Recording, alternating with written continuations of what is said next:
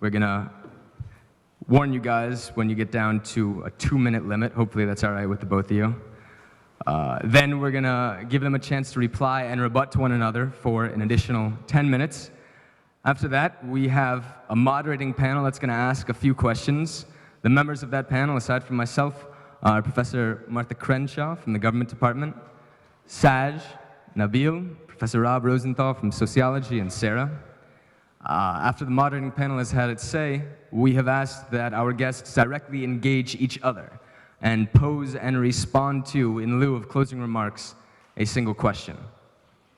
So now, it is my incredible privilege to introduce our guests for this evening. First off, we have Dr. Michael Parenti, who has been a very vocal and persistent critic of U.S. foreign policy and interventionism over the past 25 years.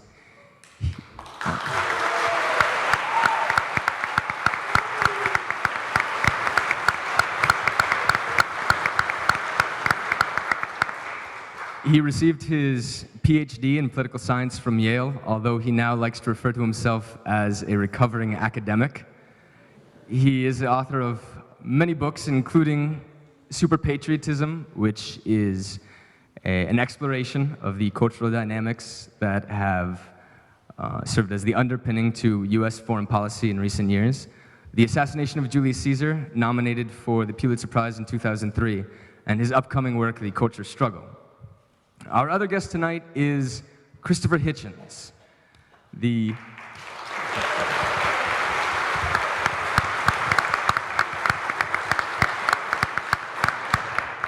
a former columnist for The Nation.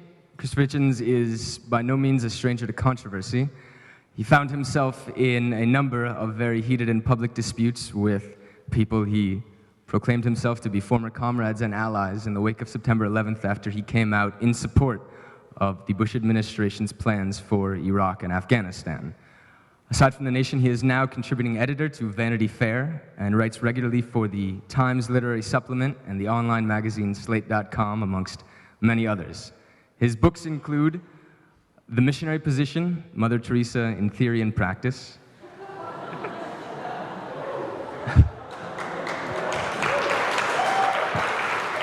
always gets a laugh. The title always gets a laugh. The Trial of Henry Kissinger, and his most recent work, Love, Poverty, and War, Journeys and Essays. So that's it from my role. It is my great privilege to introduce to all of you Dr. Michael Parenti and Christopher Hitchens.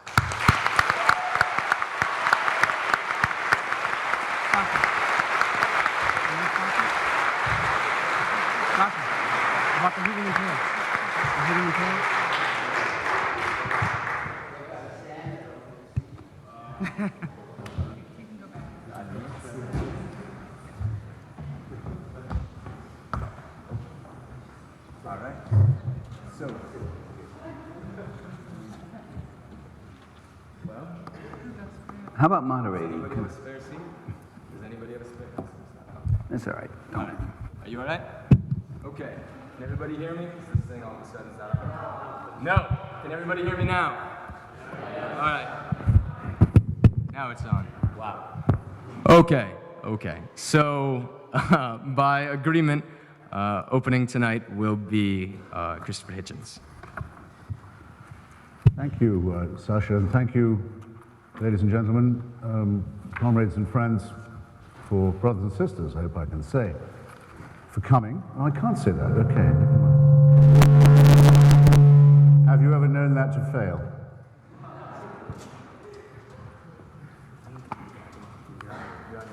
Am I audible to all? Very good. I recently realized after returning from a long trip to Iran that I'd become the only person, I think, since the year 2000 to have reported from both from Iran, from Iraq, and from North Korea. In other words, to have, without particularly wishing to, have become an expert in axes of evil. And I'll just say to begin with that it's a huge pleasure to be invited to debate these grave matters in what seems to me to be the Hogwarts dining hall. Some of you Some of you look from where I'm standing reassuringly antique. I can see some veteran visages in the hall, but I also noticed that quite a lot of you are terrifyingly young. And I wanted, this is perhaps a pity, but I hope it won't be, because I want to date my remarks from the year 1989. In fact, to be specific, from the fall of that year, which will be perhaps a legend or an early memory to some of you, but which is always worth looking up. It was in that year that a tremendous act of social and national emancipation occurred, not just in the countries of the former Soviet Empire and its dependencies, who saw their former masters and their former system of banana republic socialism melting away, but an emancipation for all of us too, all of us like myself. I was born in 1949, who've been brought up in the shadow not just of the Cold War, but of its corollary, the arms race, the permanent threat of nuclear extinction, the zero-sum and authoritarian manner in which all political arguments had to be conducted, whether it was Chile or South Africa or Vietnam or Poland or Czechoslovakia. Everything one found, one attempted to make sense or to deploy reason, was shoehorned into the conscripting categories of the Cold War, with over it all the time the possibility that a final solution would be found in the form of a thermonuclear extinction. To be freed from this and from its counterpart, the concept of the one-party dictatorial state, was an extraordinary moment of what I suppose I'd now have to call euphoria. It didn't seem so euphoric at the time, though there were beautiful moments to it. I was in Romania, for example, for the end of the Ceausescu dictatorship. It seemed realistic. We began to hear some foolishness being uttered. Professor Fukuyama's prediction of the end of history, I think now, as I thought then, was perhaps a little premature. But there were reasons to think that a synthesis might be possible, that some of what had been learned by the socialist movement in its long struggle through the 19th and 20th centuries could be used to tame the concept of the free market society and the open market society, that there would be money to spare at last. There was talk, not idealistic talk only, of a peace dividend in those days. Some of you will remember it perhaps with a pang. What we were spending on weapons of mass destruction could perhaps be deployed to nobler ends, and it might even be possible to have another look at the terms of trade that governed relations between the rich and poor worlds. It was not a bad little time in which to be alive, in other words. I haven't done the exact maths, but you can do it in your head. How long did this period last? This period of feeling that there was only one future model, and that whatever form it took, it would have to take a democratic form, a pluralist form. That the age of the totalitarian despot was gone. I would say the Berlin Wall fell on, I think, November the 9th, 89. Ceausescu was dead by Christmas Eve of the same year. If we date it, say, from New Year's 1990, I think it gives us about 6.5 months of this illusion. Because in 6.5 months, Slobodan Milosevic had invaded Bosnia, and Saddam Hussein had not just invaded Kuwait, people say invade, hadn't occupied Kuwait even. He had annexed Kuwait, made part of Iraq, what had up till then been a member state of the United Nations, a member in good standing of the Arab League, and an independent country, and had said that it no longer existed, an unprecedented form of promiscuous aggression. And we found, no, we haven't got rid of the one-party leader, the man who believes that he is God. We haven't got rid, even the Balkans, of this, and we haven't got rid of it in the Middle East, and it's still restless and sleepless, and it means us harm. And within a year or so of that, a similarly ideological party had seized control in Rwanda and decided to embark on a final solution of its own. And the one had previously thought unsurpassable cult of the personality and of the one God, one leader, one party state had metamorphosed in Korea, North Korea, from father to son.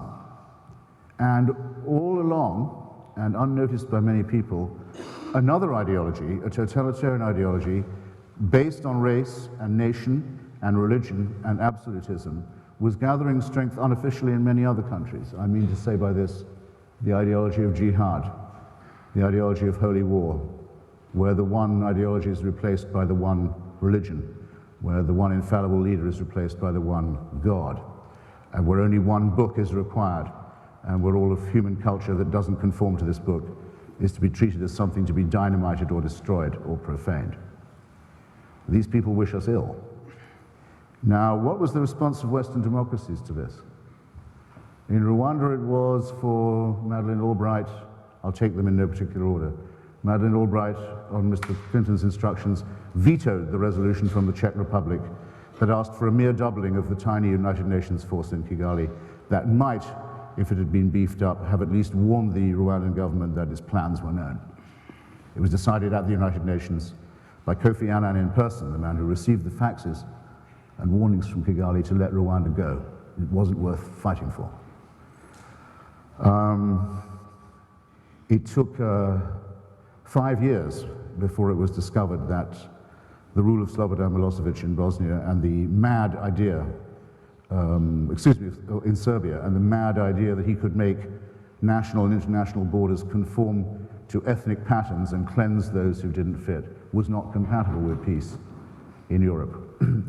And after the eviction of Saddam Hussein from Kuwait, it took a further 10, perhaps to 12 years for us to make the elementary discovery that we have to keep on making it seems every generation.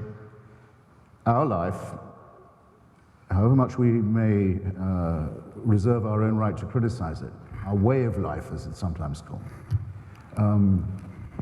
the things that we value in our own society and in our own culture, is not compatible with the existence of totalitarian, aggressive, expansionist dictatorship. I myself am happy with the conclusion that our life and culture are not compatible with this, because I don't think it's desirable that we should collude and collaborate or coexist with aggressive totalitarian dictatorship. And since our special subject this evening is Iraq, I hope I've put it in some context to you. I must explain as honestly as I can why it is that I came to the conclusion that a settlement of accounts with Saddam Hussein must be made, and that the Iraqi people must be helped to move into the post-Saddam Hussein era.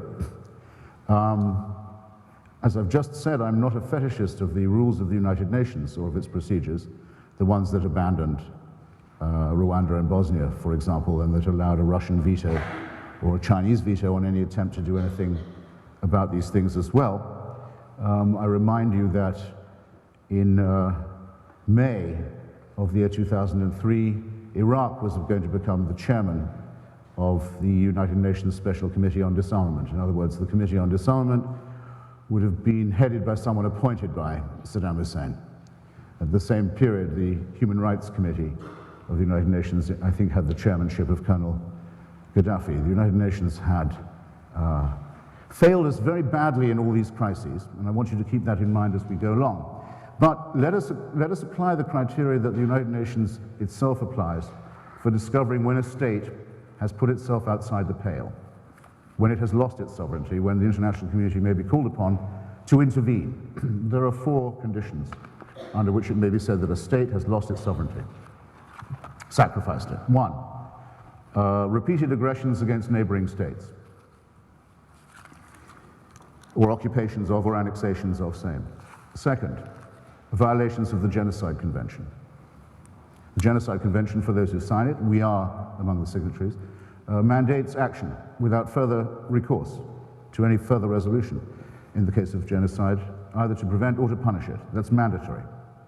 3rd, collusion by the relevant state with international gangsterism, harboring, in other words, of terrorism. 9th. And 4th, violations of the Non-Proliferation Treaty or other, shall we say, promiscuous behavior in respect of weapons of mass destruction. Iraq meets all 4 of those conditions in a serial manner.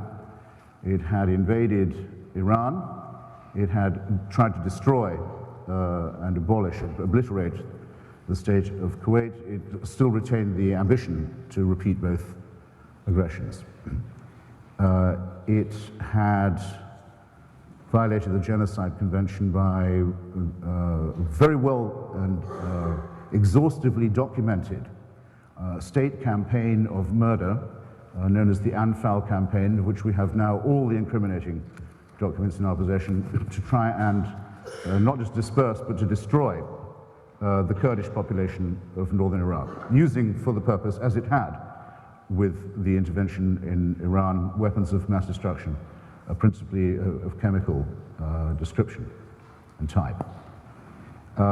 It had sheltered Mr. Yassin, the man most wanted for the blowing up of the World Trade Center in New York in 1993.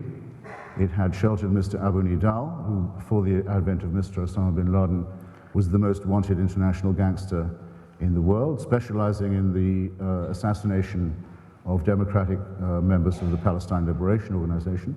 It had, in the name of its own president, Saddam Hussein, openly paid a bounty for every suicide bomber operating in the Israeli-Palestine dispute, and its agents and envoys had been repeatedly meeting with agents and envoys of al-Qaeda in various locations in what I would describe as a kind of Hitler-Stalin pact between two discrepant forms of jihadist regime. It had adopted itself the ideology of jihad, dropping its old Ba'athist fascism, and finally it refused stubbornly and repeatedly to come into compliance with any United Nations resolution governing weapons of mass destruction.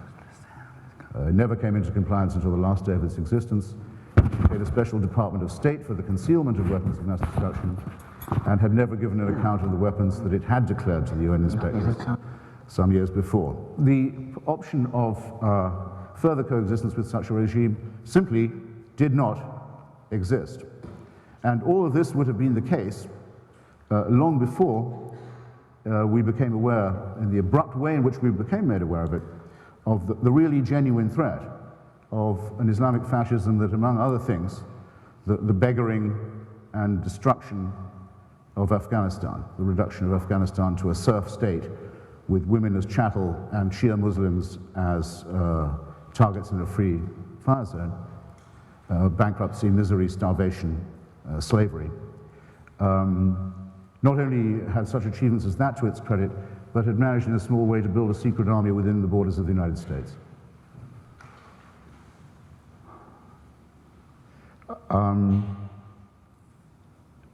I mention that crux point because I can't not mention it, but I want to draw your attention to two things.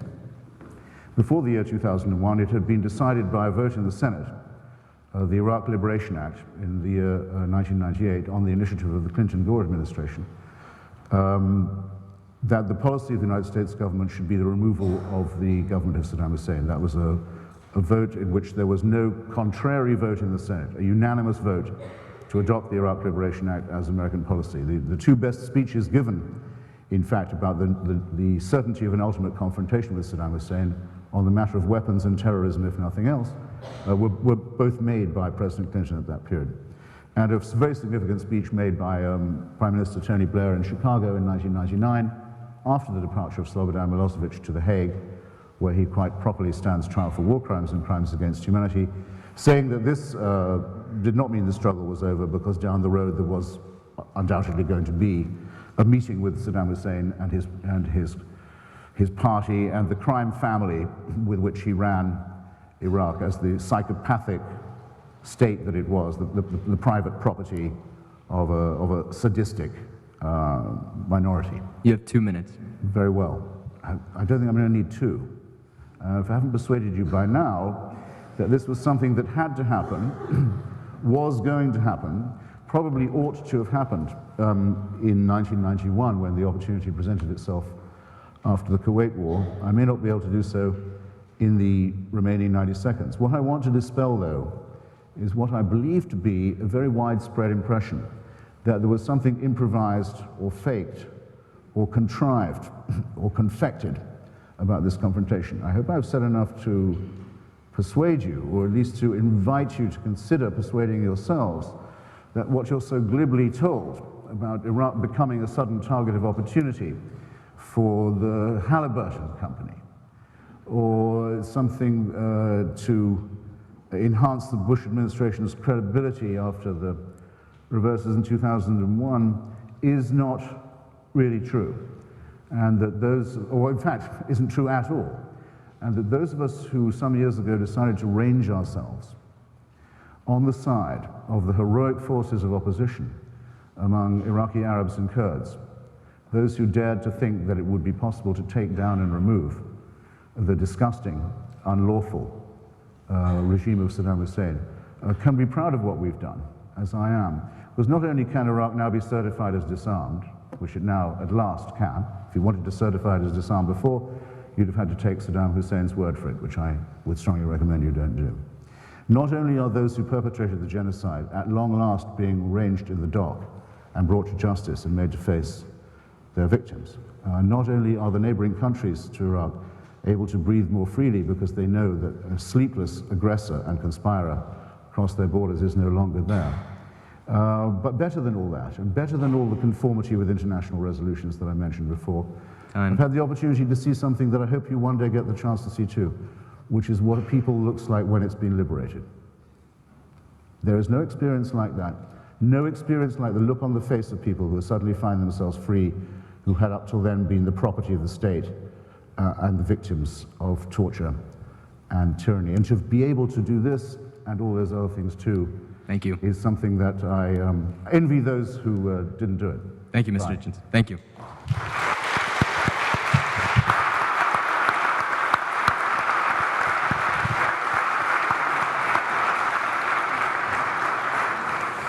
Dr. Parenti, please.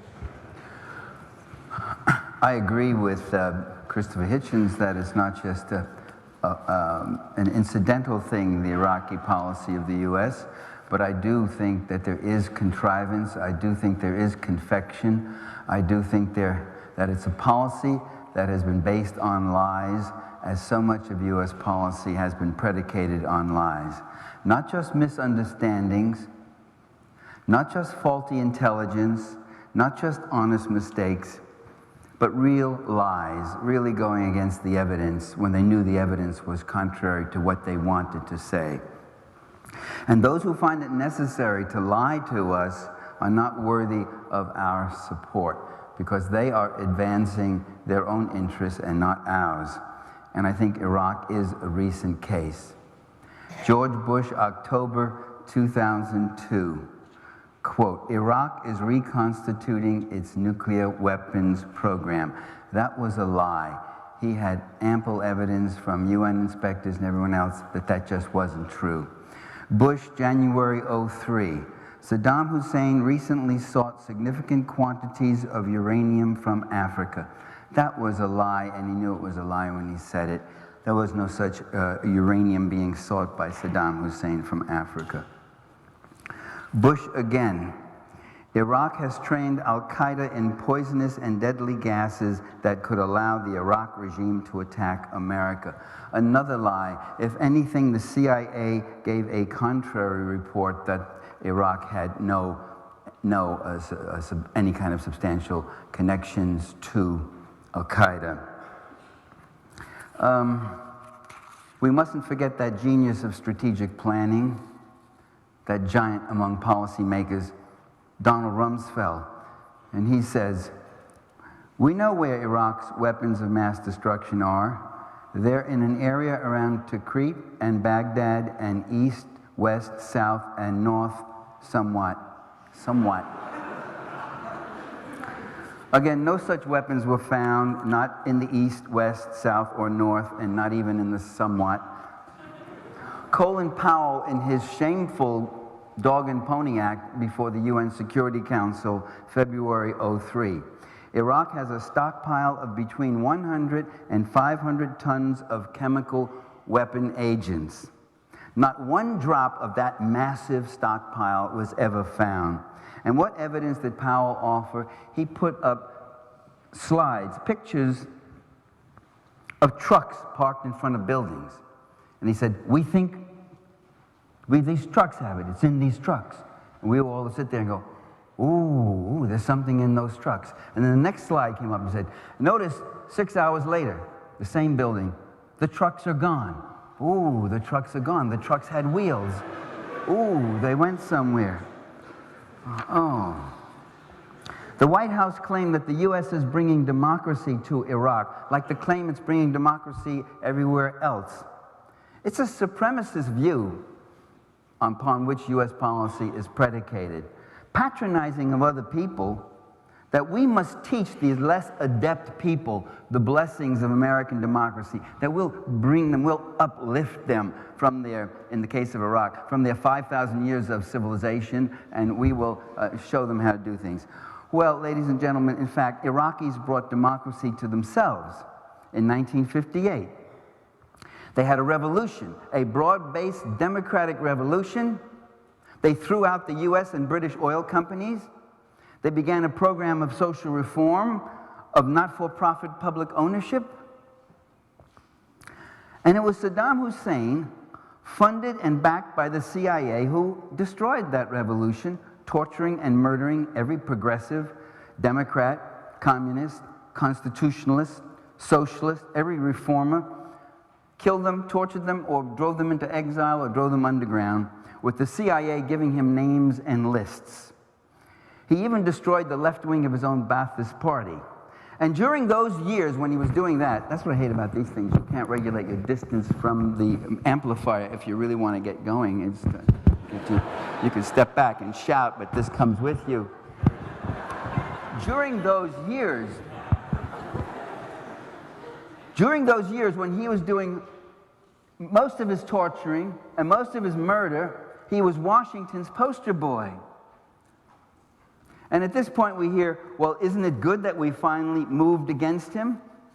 Yeah, but there's something hypocritical about supporting a tyrant for over 20 years and even sigging him on Iran. Hitch mentioned the Iraq-Iran aggression. I mean, that was supported by the U.S. Then suddenly declaring him to be a mortal threat to the U.S. and to the world, never mentioning all the past support you gave to this murderer.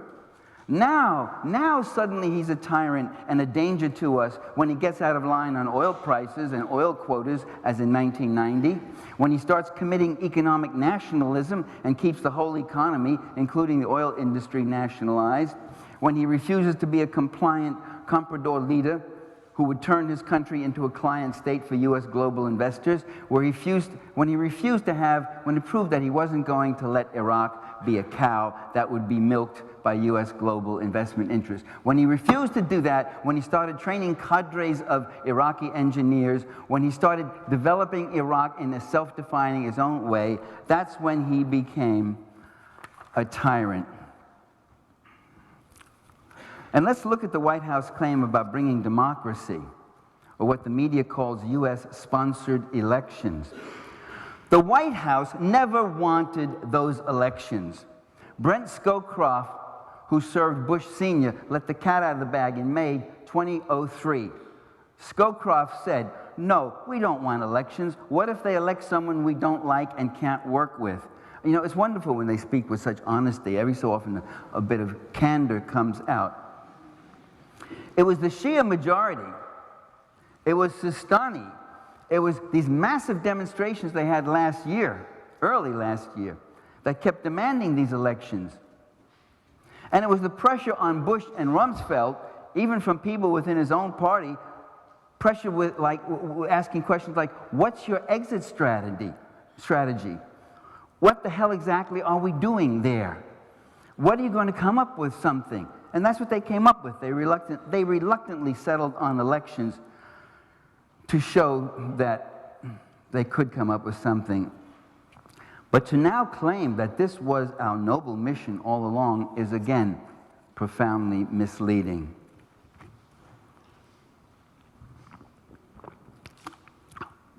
You know, in the old days, they used to give you a glass, a little dignity. You could sip from the glass. Now you've got to stand here and swig from the bottle right in front of everyone. Hey, so how am I doing, eh? Salud.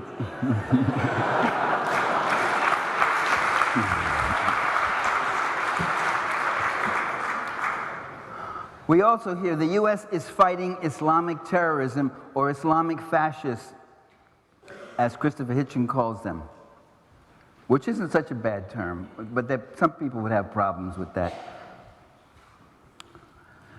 But ladies and gentlemen, a full year before September 11, a full year before the attack on the World Trade Center and the Pentagon, the Project for a New American Century, a right-wing think tank which was populated by the present players of the Bush administration,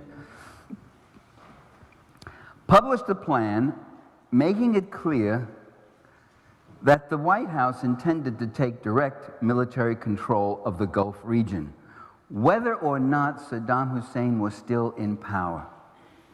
So Saddam was not the issue, nor was terrorism the issue, since this plan was put forth before 9/11, well before the much hyped but little done war on terror was declared. You know it's much hyped. I call it little done because almost nothing's been done regarding terrorism. No networks of terrorists have been unearthed by the Bush people. There's been only one court case of a terrorist in the U.S. brought to trial. No defense of our water supply. No defense of our nuclear plants yet that's been put up worthy of the name. Bush's own Secretary of Agriculture in December, last December, in a moment of honesty, quote, "It's a miracle that the terrorists haven't attacked our food supply, which remains totally vulnerable." He's no longer Secretary of Agriculture. Islamic fascists? Well, yes, indeed they exist. We have Christian fascists right in this country who are calling for jihad. Listen to Randall Terry.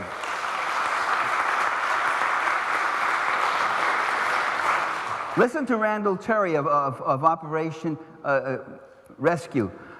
Just the other day, he said, when we come to power, and we will, and this becomes a Christian nation, you will be tried and executed. He was talking to doctors and medical personnel who were involved in abortions. You will be executed for murder.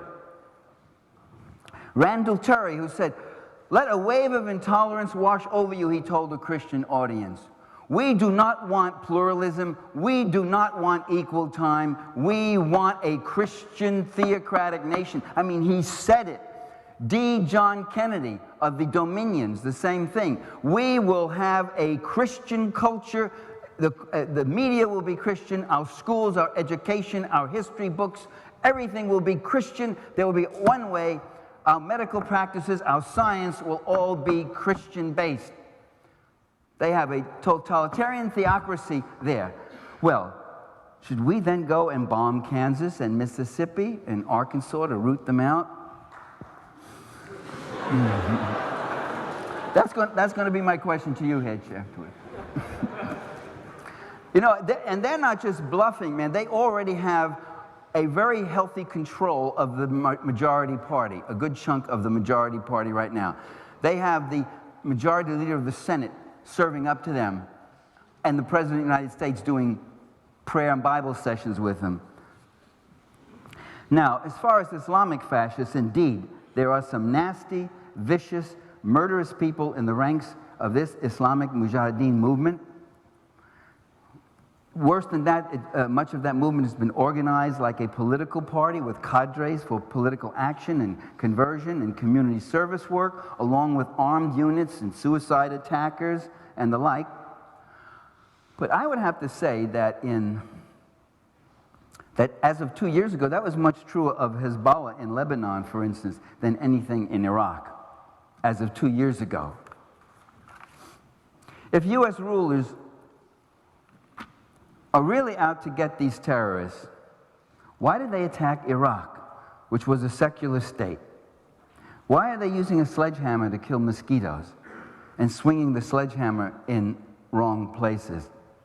The Islamic fundamentalist influence was weakly situated in Iraq until the U.S. invasion and occupation created a self-fulfilling Frankenstein monster. Thank you. The Mujahideen momentum and strength in Iraq has developed since the occupation. And why not? Why? That's to be understood. First, you go into Iraq and you wipe out the democratic revolution.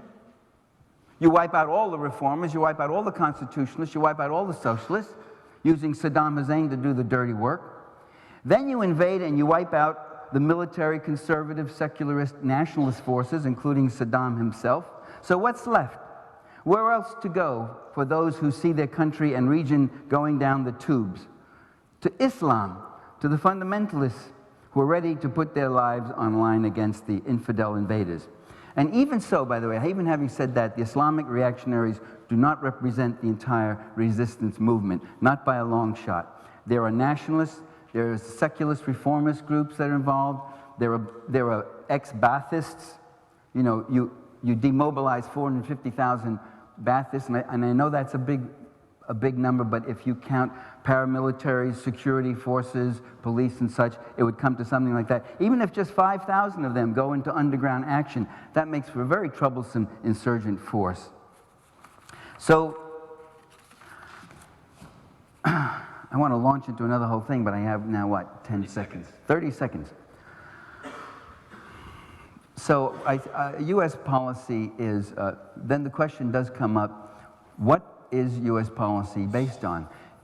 I am one of those who do not believe that U.S. policy is stupid or foolish or misplaced or confused. The fact that they're trying to confuse you doesn't mean that they themselves are confused. They know what they're doing, and they do have an agenda and certain ends that are very real and very obvious, and I'll speak to them when I can grab my other 10 minutes in a while. Okay.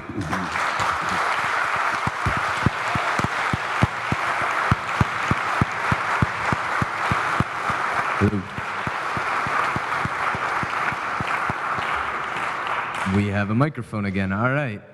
Christopher Hitchens, you now have 10 minutes to reply. Once again, feel myself drowning in time.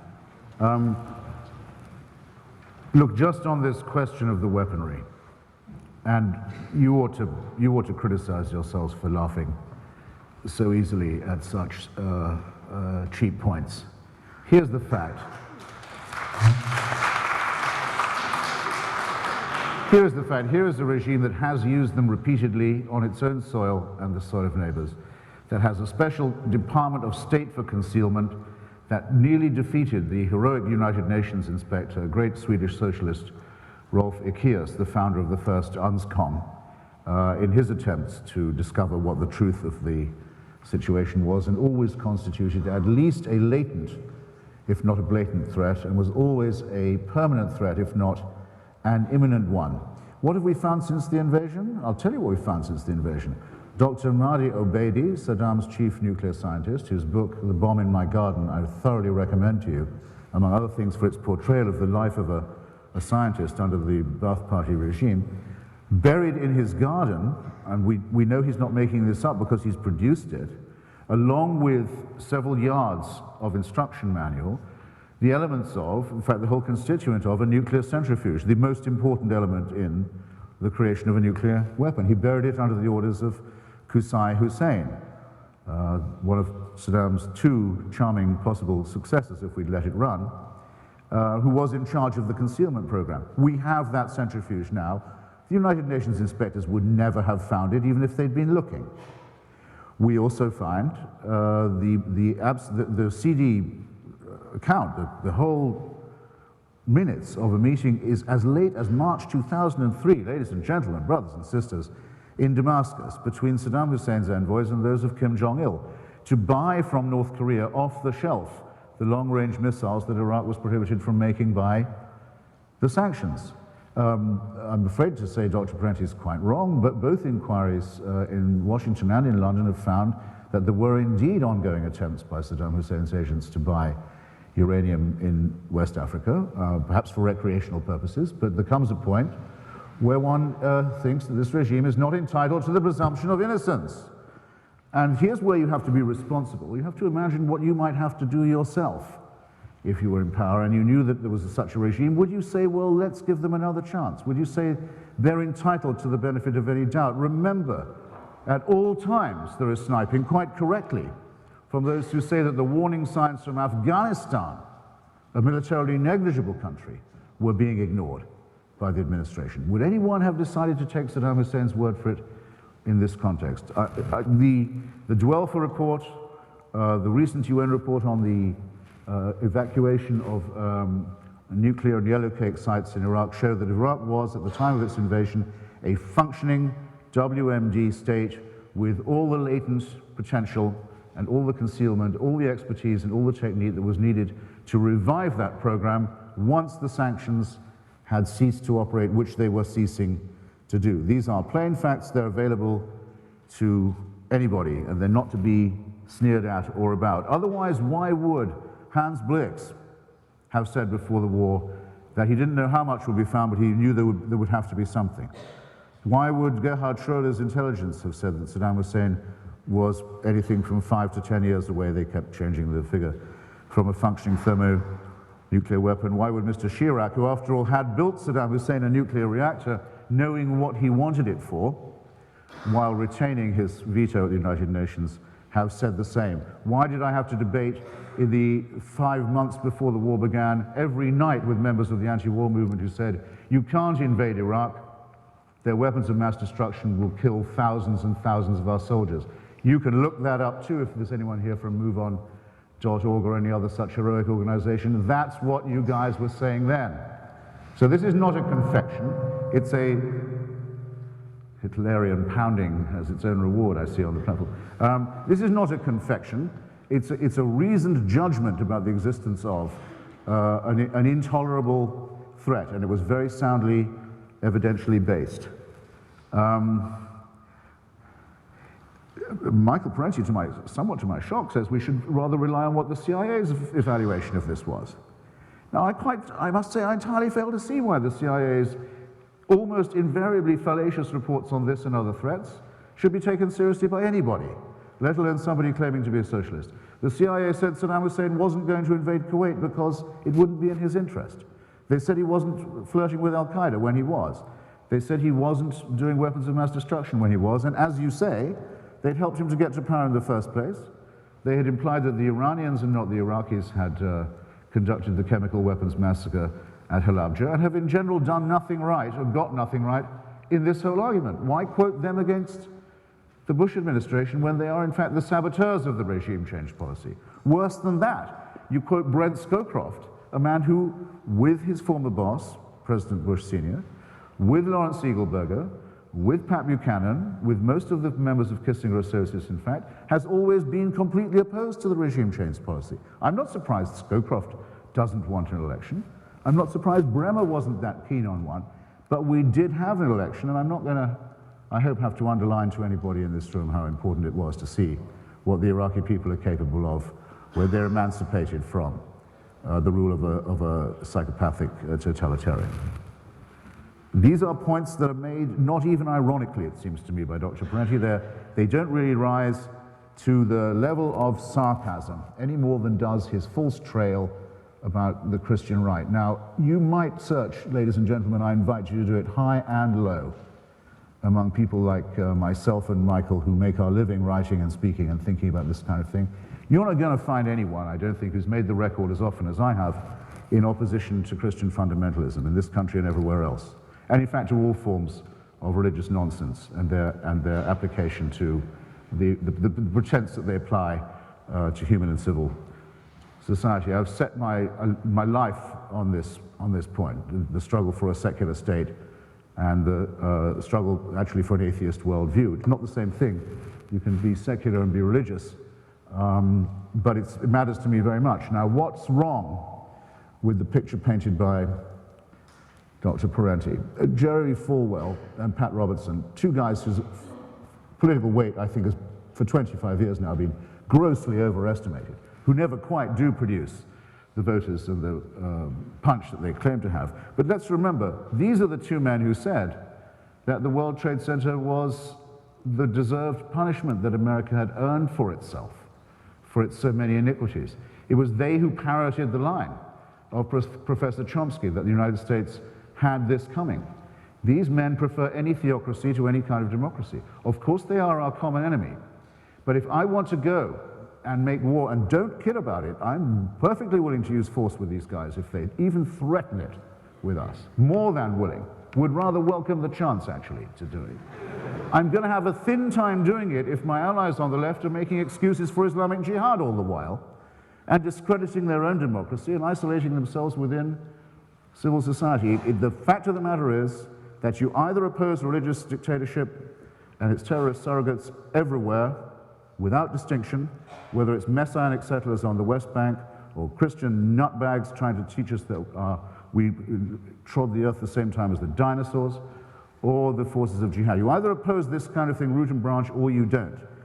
And I'm sorry to say that the anti-war left has failed the test. It has made excuses for our totalitarian and theocratic enemies. It has said that Mr. bin Laden is the ventriloquist of long-forgotten Muslim grievances. Yes, he is. Yes, he is. I'll tell you what the grievances are. The grievance of seeing an undraped female face. The grievance of having a Christian or a Jew or a non-believer living on your soil that you claim is Muslim soil. The horror of having lost the Islamic Caliphate, the empire you want back. These are not anti-imperialists. They're people who want back a lost empire. The people who blew up harmless partygoers in Bali because Australia had helped to liberate East Timor from Indonesian oppression, and East Timor is a Christian population and Indonesia is Muslim. High on the list of bin Laden's grievances, the outrage of our help for East Timor. Yes, they have grievances, yeah, but it's nothing to the grievance we have with them. And it should be we who they are afraid of. It should be our opinion that they are made to care about. We should make it known to them that we too have unalterable values, that yes, we do care about the Enlightenment, and we do care about the defense of our values and institutions under any government. 2 minutes. Under any government, and that failing to say this is apologetics and possibly worse, and nothing in what Michael said, it seemed to me, would prepare you in any sense for the importance of a struggle of that kind. Close on another point of fact. There are two ways of telling someone really neither knows nothing or cares nothing about Iraq. One is if they start by saying, yeah, I know Saddam was a bad guy, but you know right away. They have no idea what the regime was like. The second is if they say that was a secular state. In what respect, I ask you, is a man who, after the Gulf War, the war with Iran, that's to say, put Allahu Akbar on the Iraqi flag where it had never been before, built the largest mosque in the Middle East in his own name, announced that Iraq was a jihadist state, paid for the suicide bombers in Palestine, in other words, for Islamic Jihad to undermine the PLO, who praised the World Trade Center bombings, who invited Abu Musab al-Zarqawi, bin Laden's lieutenant, into Iraq before the intervention, when Pakistan and Saudi Arabia were expelling such people from their countries. Saddam Hussein was inviting the jihadists in. To say this was a secular regime is to show that one doesn't know, and I'm very sorry to say it shows that one doesn't care. It isn't serious to argue in this way, and it's time that those of us who want to defend our civilization do not say, well, we will defend it. If only Bush wasn't president, we might even think about doing a bit of work to stick up for the values of culture as against the values of barbarism. This is frivolous, and deserves to be voted down very heavily at a place of higher learning like this one. Thank you.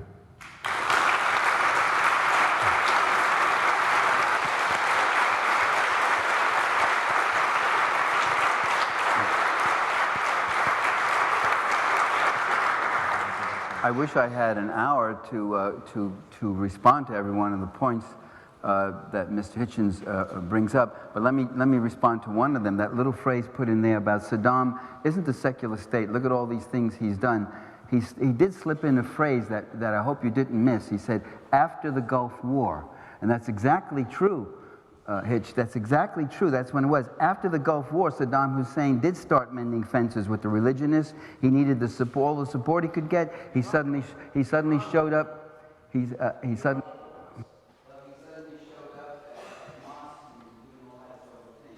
I want to get to the real reasons why the U.S. ruling class pursues the invasion and occupation of Iraq, because they're roughly the same considerations that dictate U.S. interventions in many other places.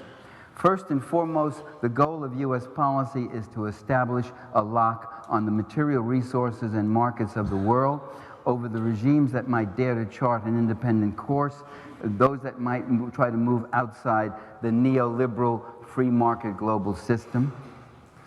Any country that tries to use its land, labor, capital, markets, and natural resources in a self-defining and self-developing way, and Iraq was one of those countries, for whatever else we could say about Saddam Hussein, that country will be targeted and its leaders will be demonized, bombed, or ousted in soft coups or whatever. The goal is the privatization and deregulation of everything, of the entire world economy, and the elimination of public sector services, the elevating of the property interest and right above every other right. Well, you really think U.S. rulers go in and all these places because they want to abolish public services in these countries and they want to cut back their public sector and do these things? Well, they're doing that here in this country. Of course they're doing it there. Iraq had an economy that was completely publicly owned. Donald Rumsfeld made a remark that I found interesting and even bitterly amusing in its choice of words. He said, it's a Stalinized economy. The entire economy is state-owned. Well, not anymore. The coalition authority set up a special commission whose job it is to privatize everything. Billions of dollars in public capital are being privatized. Hotels, utilities, airlines, air routes, factories, the few that are standing. Billions more are being expropriated from another source. I'm looking at that source right now, from you, from U.S. taxpayers, in contracts to Bechtel, Halliburton, and 70 other companies. That might not be the motor reason for U.S. foreign policy, but it's a factor. Could we not mention it instead of dismissing it? That $80 billion has gone to these companies, that the word on the street is Iraq is the hottest place for investments, biggest profits we can get. We could at least mention that, can't we? The empire feeds off the republic. It's called creative destruction. You destroy a self-producing economy, take it over, and reinvest to rebuild with fat government contracts. In fact, you don't even have to bother to rebuild in some cases. As the Pentagon itself said, tens of billions of dollars, maybe 1/3 of the money that was supposed to be allocated, remains unsupervised and unaccounted for. We don't even know where it is gone. Your tax dollars at work. Another reason for war with Iraq is that it was a bad example to other countries in the region that might want to chart an independent course. It could emerge as a regional power. It had the highest standard of living in the Middle East. The U.S. goal was to prevent the emergence of any strong regional power. Look at the way conservatives have wanted to target China. They were targeting China, in fact, right up through 2002, until the Iraqi thing came over, then that got put on the back shelf. The strategic goal is anti-development and greater dependency. There's no need to develop a middle class in this country or that country and the other country in the hope that they might not go communist or anything. There's nobody, we're not competing against any Soviet any longer. The goal is the forced third worldization of everywhere, including not just Asia and the Middle East and Africa, but also North America and Europe itself. Another reason, I think, is the straight old colonial goal, colonial grab of resources. Iraq has high-quality crude, 131 billion barrels of some of the top crude. And at today's prices, that's worth between $4 and $5 trillion. This represents the biggest oil grab in human history. So all these somewhat different but interrelated motives are at work. And the presence of one does not dilute or cancel out the other. Well, how do you know that these U.S. rulers have this hidden agenda? Why should we think there's some kind of secret conspiracy theory? Immediately bring up the word conspiracy. Whenever you talk about rulers as working with intent and motive, people say you're ascribing conspiracy. You can say farmers are organizing and pursuing their interests. School teachers are doing it. But the minute you suggest that the people who own the world are doing it, you say, oh, do you have a conspiracy theory? I mean, you think there's a group of men, people sitting around in a room planning this? You know, that image is supposed to be so utterly devastating. I say, oh no, they're not sitting around in a room. They meet on carousels, you know, or they on park benches, or they go skydiving together and hold hands, and they talk about the Uruguay protocols and opening up new military bases in Central Asia and all that. No, of course they meet in rooms. Where the hell else do you think they meet? So this, let me tell you about this secret conspiracy theory. First of all, it's no theory. It's actually happening. They are invading. They are building all these military bases all over the globe. They are privatizing every place. They are handing out fat contracts. One, it's not a theory, this secret conspiracy theory. Two, it's not a secret. How do I know about it? They themselves say it. They got it on the goddamn internet. Go look up Project for a New American Century and read their Rebuilding American Defenses. They say it. They say all of this, that the U.S. has an unprecedented opportunity now to take hold of all the world's resources and determine policy everywhere. 2 minutes, Dr. Parenti. Well, who is the Project for a New American Century? I'll tell you some of its members. Donald Rumsfeld, John Bolton, Paul Wolfowitz, Elliot Cohen, and Dick Cheney. George Bush and company are not just fighting Islamic theocrats, they're fighting the whole world. There are millions of moderate Muslims, democratic Muslims, who end up supporting jihad when they feel that fellow Islamics are under attack and being oppressed. You can look at Palmer, Monty and Princess Palmer's book. It's called one of those books, The Terror of God and all, where they talk about this and do a systematic study. And not just Muslims are opposed. In February and March 2003, we saw tens of millions of people in some 80 countries demonstrating all over.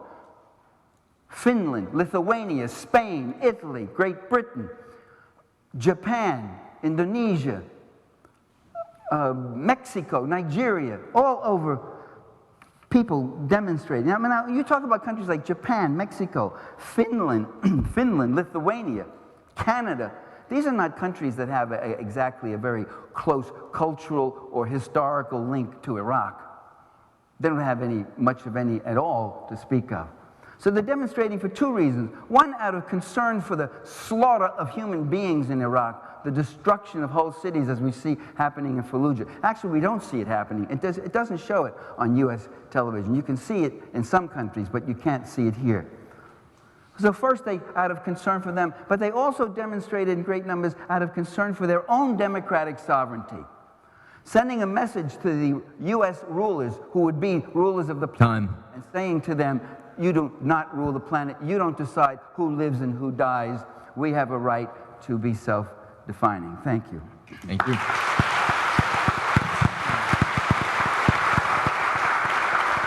Got any more water? What?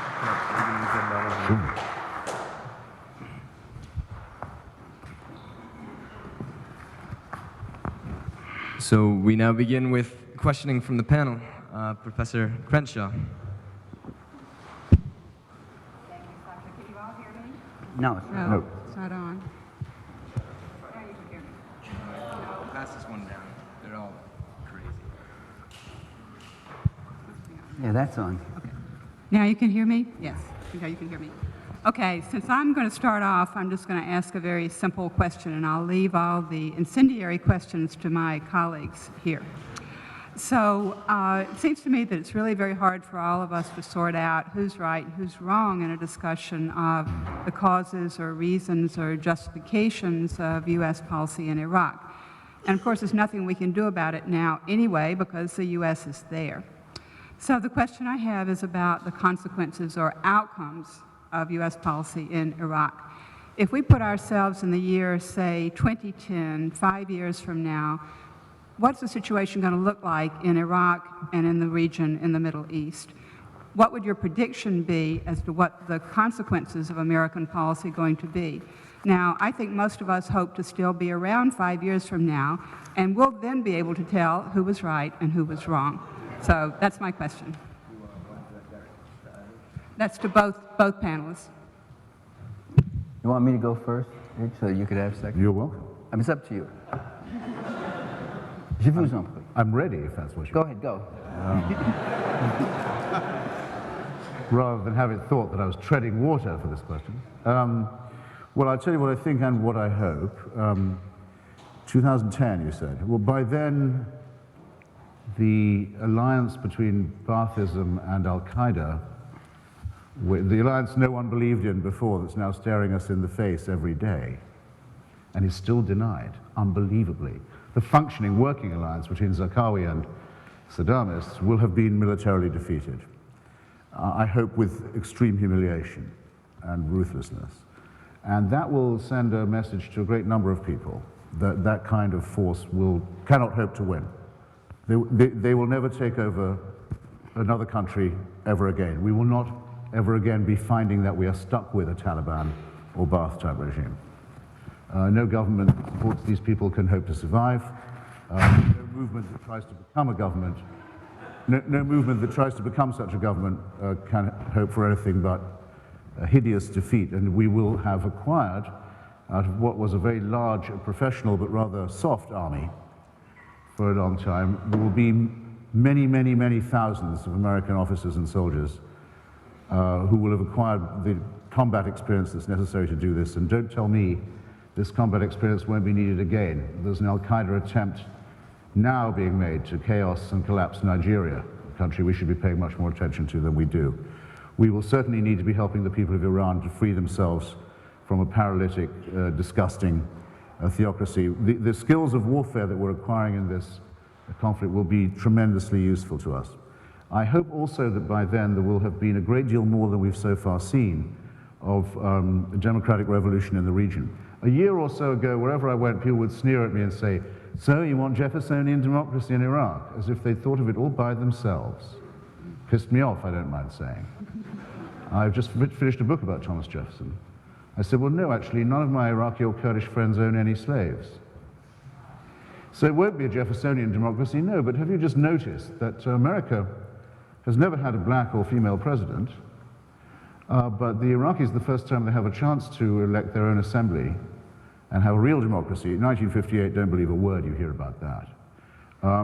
They picked the leader of the most despised and oppressed minority in the region to be their first president, Jalal Talabani, the leader of a people who until recently were being hunted and treated like vermin in northern Iraq. I would say that wasn't bad. I would even think it might deserve a round of applause. Now, I'll make this into a, thank you. Tepid, but not bad. No. Progress. I'll make this into a disagreement with Michael Parenti as well. If it's all true about the oil oligarchy and the fantastic imperial and feudal design, which I don't think it is completely untrue to say, how is it that Saudi Arabia is so much opposed to regime change? Why should it be that the most depraved, the most medieval, the most corrupt, and the most swollen oligarchy in the region absolutely hates the removal of the Taliban, which was its client regime in Afghanistan, absolutely hates the removal of Saddam Hussein, who was its buffer regime in Mesopotamia? Why is it that some of the most sinuous members of this ruling class of ours, George Bush Sr., a pretty experienced guy in the oil business, and his acolytes, like Brent Scowcroft, have always been opposed to regime change in Iraq? One more because minute, they think it's too risky? I wouldn't be surprised if that was the reason. And now we read every day that the Shia proletariat, who do the heavy lifting in the oil fields of Saudi Arabia, the Saudis are so dumb that they've used a Shia underclass to actually work their oil fields, are also making political demands against the filthy Wahhabi clerics. Now, what I hope is that the United States is doing everything it can in Lebanon, in Egypt, and elsewhere to help these movements and to help them spread. But I've been in the Gulf recently and talked to a number of the people from the democracy movements in all of these countries, and I will simply tell you that, with misgivings in some cases, but with enthusiasm in others, they all say, whatever we think, whatever our prior opinion was, the moment when this democratic revolution began was the moment when the United States Marines destroyed the statue of Saddam Hussein in Farduz Square in Baghdad in 2003. And that's time. Fact. And that's what I hope will happen in the next 5 years, and also believe.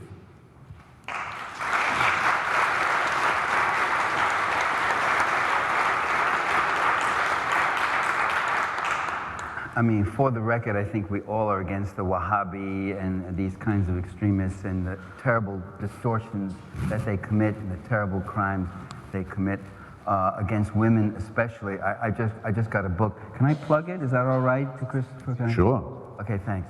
I have a book coming out in the fall called The Culture Struggle, where I have at least 2 chapters that deal with some of these issues. Professor Crenshaw's, is that your name? Did I get it right? Okay, Professor Crenshaw. You know, what it's going to be, let's just talk a minute about where we are right now. In Iraq, because of the invasion and occupation, unemployment is 70%. Villages and towns in many parts of cities are still without electricity, except for a few hours in some cases. Water and sewage disposal, typhoid, typhus are a problem. Malnutrition, more than it's ever been. And this is a country that didn't have such problems before the 91 and the sanctions and such. There's been a nearly complete breakdown of the healthcare system. There's been large-scale environmental destruction with depleted uranium contamination, especially the Iraqi agricultural base, which had been one of the most fertile and prosperous in the Middle East. You see, some countries in the Middle East have oil but no water. Some have water and no oil. Iraq had both of them, and its agricultural base has been pretty much destroyed. And there's been this, as I said, the privatization and deregulation of the entire economy.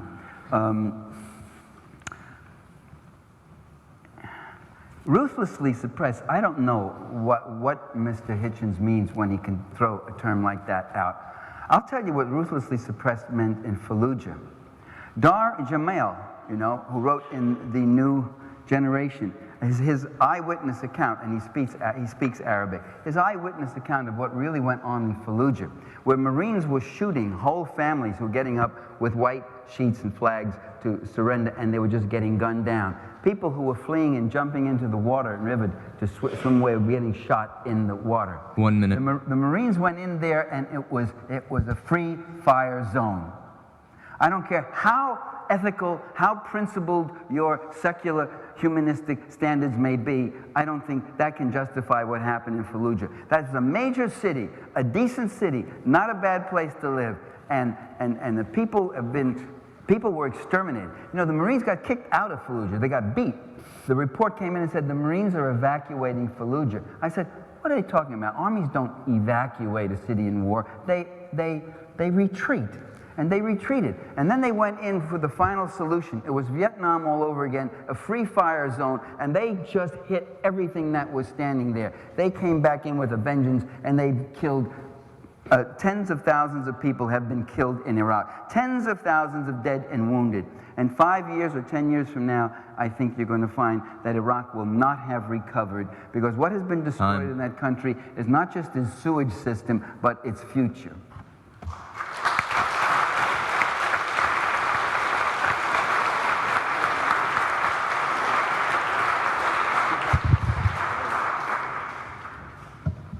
This question is to Mr. Hitchens. You said that post invading Iraq, we found WMDs. Do you think there was a substantial amount that we found to pose a threat? And if so, why hasn't the administration made this public? Was the question audible to all? No, I thought not. Do you want to give it some Wellington boot this time, or shall I repeat the question for you? I'll if you'll trust me. The gentleman asks, in reference to what I said about the discovery of weapons of mass destruction in Iraq after the invasion, whether these were enough to constitute a threat, and whether or not they were. I think he implied, in any case, why doesn't the administration mention them? In other words, why are you hearing about this from me if it's true, is the subtext of the question. But I hope that's a fair précis of yeah. Well, it is a good question, and I do know the answer to it. The administration is, despite the relative success of its presentation as a united front on message, line of the day administration, the most riven with internal hatreds and rivalries of any administration, I would say, since the Second World War. There is open hatred and contempt between the State Department and the CIA and the State Department, State and CIA against DOD, defense. I've never heard in private anything like the sorts of things that they say. They refer to each other as traitors, not as wrong-headed. There's a real blood about this, and the main quarrel has been over regime change in Iraq and the determination of the CIA to sabotage it. The short answer to your question is this. If the administration said that Dr. Mehdi Obeidi's book should be read by everybody and they should pay attention to the fact that Uday and Qusay Hussein were able to bury nuclear centrifuges, the next day the CIA would say this had been exaggerated. And the resulting leak would make it worse for the administration than if they'd said nothing at all. So that's why, ladies and gentlemen, comrades and friends, brothers and sisters, your republic is so messed up that the case has to be made by me. I have to volunteer to do what the Bush administration can't do for itself. How do you like that? I don't like it that much, but I'm willing to do it. Because I have an obligation to the truth, and it simply is not true to say that there was no WMD problem in Iraq. Flat out not true, and I can give any of you any time documentary and evidentiary proof of that. If I have another moment to spare, I can't believe my ears when I hear it said, Fallujah, great place to live if you could get. Fallujah was the headquarters of the Iraqi Taliban. It was the city that the Taliban Al-Qaeda forces had taken over and were running as a nightmare place for anybody to live, and as the headquarters of the extension of Al-Qaeda Ba'athist terror for the rest of the country. The crushing of the hold of those people on Fallujah was the necessary condition for those elections to be held. And if it was bloody, and if it was as bloody as Dr. Parenti says, you know, there were cameramen there at all times, and we even saw at one point a Marine soldier make a bad call and shoot someone he wasn't sure had surrendered enough yet. I don't know that we could have been absolutely spared the chance of seeing this mass murder under white flags that we hear about. I'd be very, very surprised to hear it. But if it's true, it's because they didn't do Fallujah 6 months before, which is when the US Marines wanted to do it. It's going to be because time. it was let to run, because it was allowed to get out of control. Now, you can have it one way, you can have it the other, but the alternative to the current status quo in Iraq is not a peaceful Iraqi democracy. It is the takeover of Iraq by Taliban and Al-Qaeda forces, which would mean not just the death of Iraq as a society and a country, but the deaths of countless Iraqis starting right then. And don't make no mistake about this. My friend, you can read about her this morning. It's a terrible story in the New York Times. It's going to be time. Well, just if I may, it's a moment of RIP. Marla Ruzicka. There's a lovely picture of her in the New York Times this morning. She was burned over 90% of her body the night before last by a suicide bomber. She's been spending her entire time in Iraq trying to calibrate civilian casualties, trying to get indemnity paid by the US Armed Forces to people who've lost their families in bad exchanges of fire and bad decisions made at roadblocks. Was the most sincere friend that the Iraqi civilian had in this, but it didn't save her from being murdered by some fascist as she drove from one appointment to another. They wouldn't have cared if they knew it had been her. They didn't care in any case. It didn't save her to be concerned in this way. Don't be naive about this. They would do that to you too. They mean to if they can. I want to say something about this. Mr. Hitchens keeps using the word we. We might have to face Nigeria. We might have to face this. We might have to face... I want to point out to you a rogue nation that we should really be facing, and that's the present United States administration. There's a rogue rule if you ever want to see one. They have unilaterally announced that they will not adhere to any international treaties, agreements of the past. They're not bound by any of these things. They have declared themselves above international law. They've dictated terms to others, and when the others do not immediately fall into line, they say they're being uncooperative. They've abandoned diplomacy, and they rule by ultimatum, is what they've been doing. They publish lists of nations and saying, this is our hit list. There's 3 axis of evil. No, there's 10. No, Dick Cheney said. There's 40 or 50, maybe 60. So that's why these countries are opposing us. Which of them is safe if they can be, where this super almighty God can get up there and say, we shall decide who lives and who shall die. Now let me tell you about weapons of mass destruction. Let's go back to George Bush Sr. He was pursuing a war against Saddam Hussein. And if you think that he was so moved to pursue that war out of concern for Kuwaiti babies, I think you're being just a tad naive. And the trouble was that in the fall of 1990, the 1 minute, US Dr. Parenti. Pardon me? 1 minute, I said. In the fall of 1990, U.S. public opinion was dipping around 30, 35, 40% to support military action. 87, 80, 90, despite the monopoly barrage that came and propaganda that came from the media, 80 to 90% of the American people were saying we would prefer a diplomatic solution rather than sending U.S. military forces. Then in November 1990, a poll was published and it said, if it turns out that Saddam Hussein has nuclear weapons, the term weapons of mass destruction had not yet come in vogue. If he has nuclear weapons, would you support action against him? And then the percentage went up to 75%. After that, it was right after that, I swear I was watching and monitoring it very closely, that's all we suddenly heard, that Saddam Hussein had nuclear weapons, that he could use them, that he was worse than Hitler, that he could blow us up, playing on our fear, again and again on our fear so that these leaders can do what they want. And as far as Fallujah and all that, I say we have not seen what's gone on there. I had a friend of mine, yeah, you gave him 4 minutes, you're going to give me 4 also.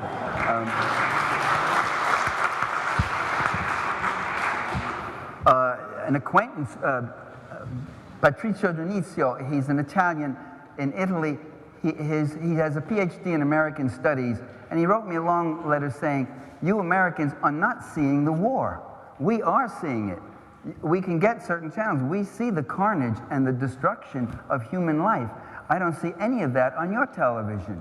And we're not seeing it. And you know why we don't see it? Because if we saw it, American public opinion would swing around, just as it did in the bombing in Yugoslavia when they started bombing buses and killing people. And when those things got on the air from Al Jazeera, why then, that's when Clinton lost 20 points in his support for that war. And that's when Al Jazeera got bombed by U.S. planes. So they are controlling the information we get, and they are not we, they are they. We are opposed to that. Thank you.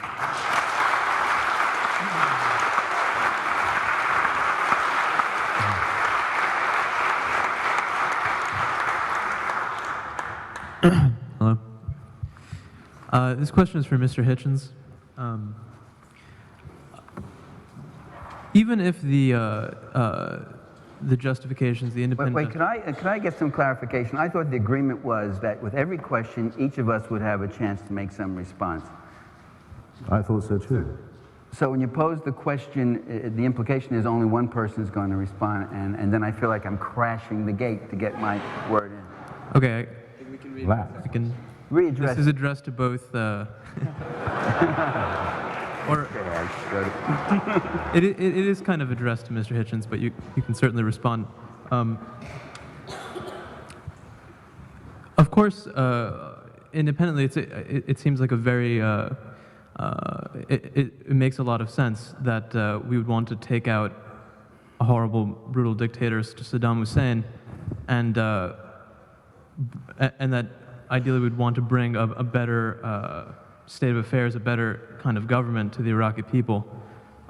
This seems to make sense independently, but what reason do we have to believe that the current administration, what reason do we have to trust that they are genuinely seeking democracy in Iraq? Dr. Parenti problematized the idea that we went in there with the idea of holding elections and creating a democratic Iraq from the beginning. And we certainly didn't do those things in the past.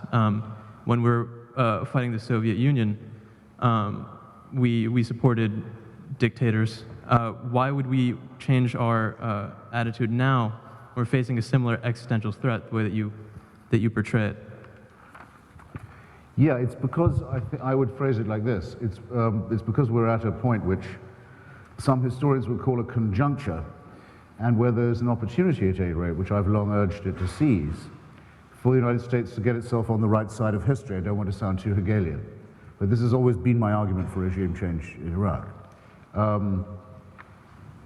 The need to alter the balance of power and forces in the region, which became a lot more evident to people, I think, after the events of September the 11th, was clear enough, I think, before. It might be awful to have the oil resources of the region dominated by American monopolies, perhaps, but it's a good deal better than having Saddam Hussein threatening to set them on fire, as he did, in fact, do when he left Kuwait, and as he threatened to do with Saudi Arabia to take down the system and to launch an ecologically catastrophic conflagration. The keystone state in this region, this rotten arch of dictatorship and theocracy, was Iraq. If you take it out, you immediately alter the situation in the Wahhabi despotism of Saudi Arabia and the crumbling Shia theocracy of Iran. As it happens, you might be justified in doing that anyway if all you cared about was the oil, for example, or the natural gas, or all you cared about was the military threat. But as it so happens, we're in a good position to know that in Iraq, in Saudi Arabia, and in Iran, and in Syria and neighboring countries, there are a vast number of people whose opinion has not been asked yet by their governments, who are fed up, to say the very least. We knew that the large majority of Iraqis would greet this as an emancipation, as, don't let anyone tell you different, they did. I saw it with my own eyes, and you can now see it with yours. The same will be true in Iran when that goes, and as I've already said to you, the same is already true of the stirrings in Saudi Arabia, among particularly the Shia proletariat and Saudi women.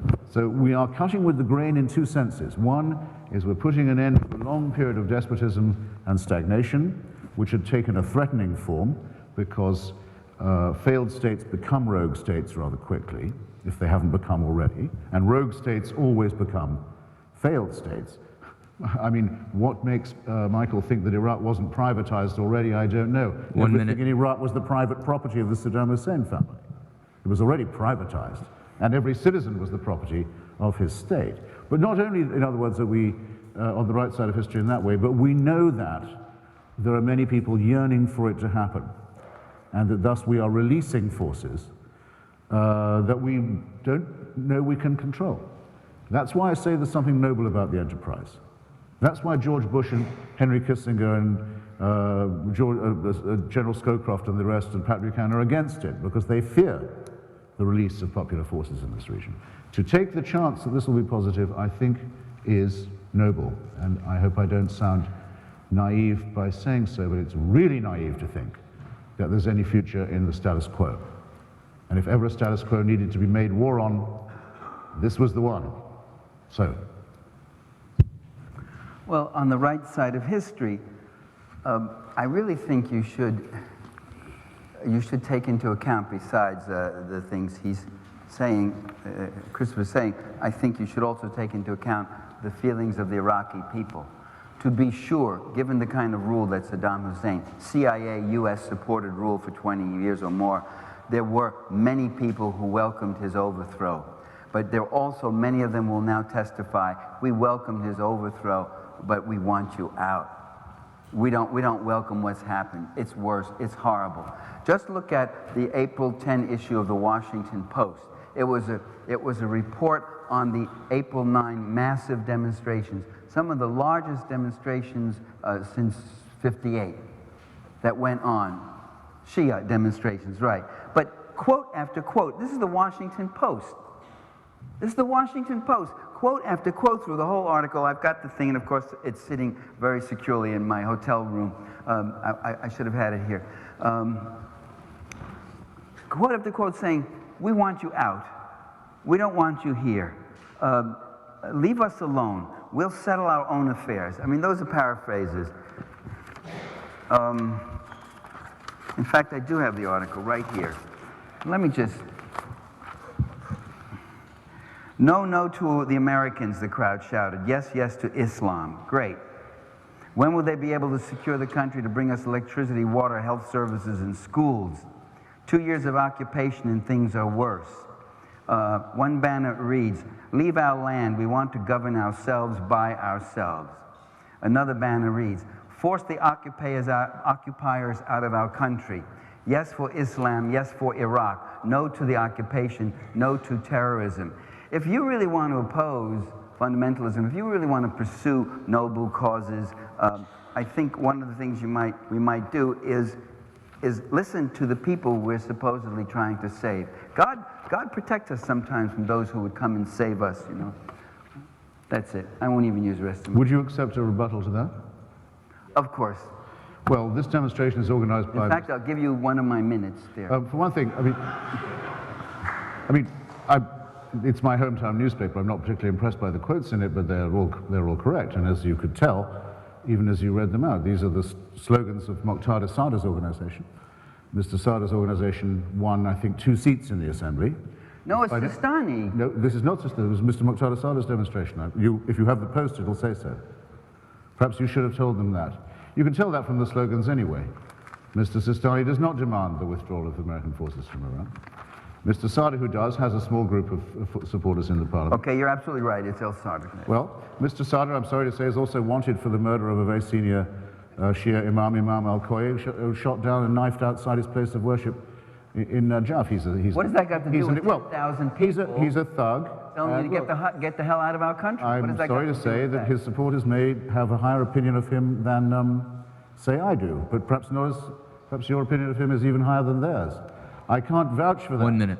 What I can do is tell you this. The day after that demonstration, I met with Muwafaq al-Rubai, who was a political prisoner and a torture victim a couple of years ago, who's now the National Security Advisor for Iraq, and he described to me the meetings that they'd had at his office. He said, we invited Muqtada Sadr's members of parliament to my office, we invited the Iraqi police force, we invited some representatives of the coalition to make sure that Muqtada Sadr's demonstration against our government and against the occupation would go off peacefully with thousands of people at it in the middle of Baghdad. He said this is one of the proudest moments of his life. Mr. Muqtada Sadr never said a word when Saddam Hussein was in power. He hadn't found his courage quite then. He's found his courage now, and he can have a demonstration, and he can vote, and he can publish a newspaper, just like everyone else in Iraq.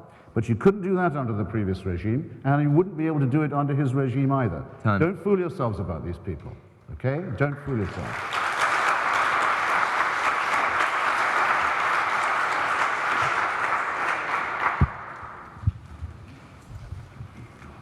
Mr. Hitchens laid out 4 conditions whose violation would justify intervention, and I wonder, Dr. Parenti, whether you also have a set of principles whose violation would justify intervention by other countries, and secondly, Mr. Hitchens, whether you believe that whenever a ruler violates those 4 conditions, intervention is justified, even mandated, and for both speakers, whether, to what degree you believe international agreement is necessary for intervention.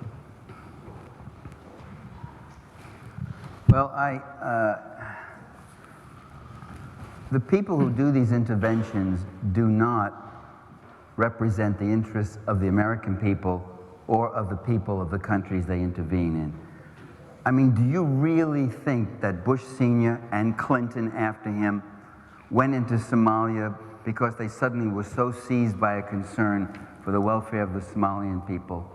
When there was famine going on in about 8 or 9 African countries, I mean really serious famine. Do you really think that they're suddenly so concerned about tyranny in country A or B when in fact they make alliances and give support to the likes of Pinochet and Fujimori and Marcos in the Philippines, Fujimori in Peru, Pinochet in Chile, people of this caliber, murderers of all sorts, and then in bed with tyrants and dictators all along, and then suddenly saying, we're going to engage in a noble enterprise and bring freedom and pluralism to this country or that country, Iraq, which just happens to have a lot of oil and is troublesome in the Middle East.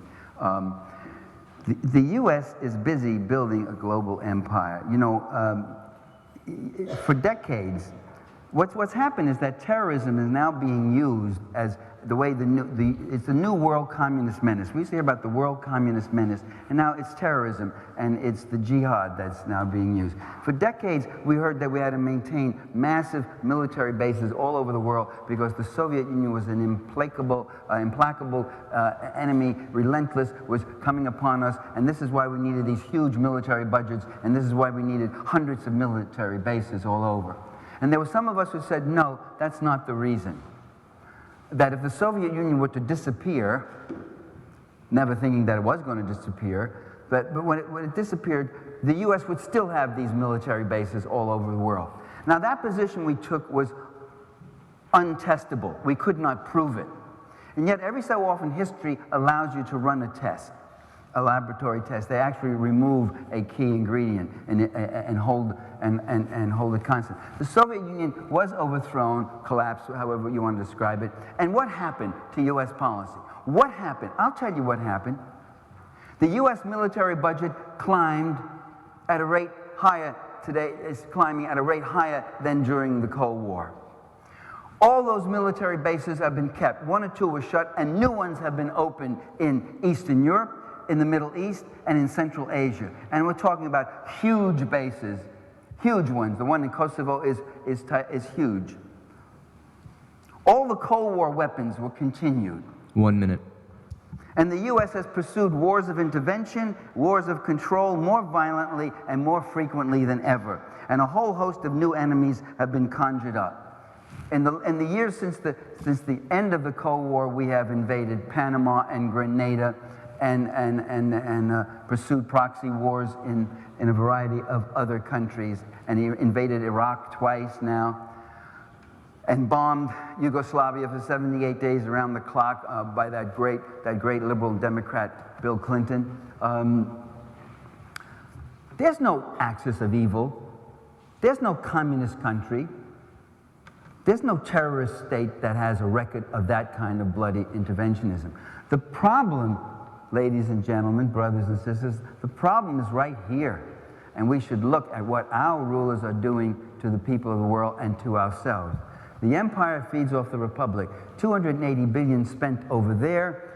The patricians expand the parameters of the empire. Meanwhile, it gets bled. Athens is starved out so that Sparta can batten and become stronger and stronger. You see that every day in your newspapers. I go all over the country lecturing, and every newspaper looks the same. City council considering cuts. Budget crises here. County supervisors running out of money. Huge debt in the state. All that, we are impoverishing ourselves as we pursue what my friend Christopher Hitchens thinks are noble causes.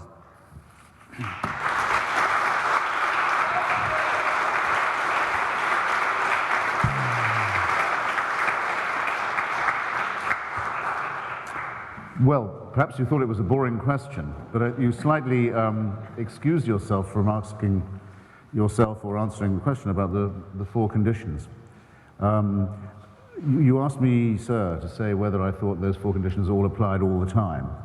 And I think that they probably do not, in that, for example, a country that was accused of harboring a terrorist group might respond quickly to United Nations sanctions or to a resolution of warning or admonition. That there are a number of countries who consider they have at least the right to develop some forms of nuclear energy and won't have this misinterpreted and consider it a matter of their autonomy. That's the case with the present negotiations with Iran, for example, and with also Pakistan, and so forth. But if a country more than once, in other words, repeatedly and systematically violates the Genocide Convention, the Non-Proliferation Treaty, international law governing the harboring of pirates and nihilists, and repeatedly invades its neighbors, then I do think that, yes, that sovereignty has been sacrificed and can only be restored by some form of intervention. Now, he then said, well, by whom? Now, the United Nations has to be said, has proved itself very weak in this way. I instanced the terrible failures in Rwanda, and I could instance the current crisis in Darfur.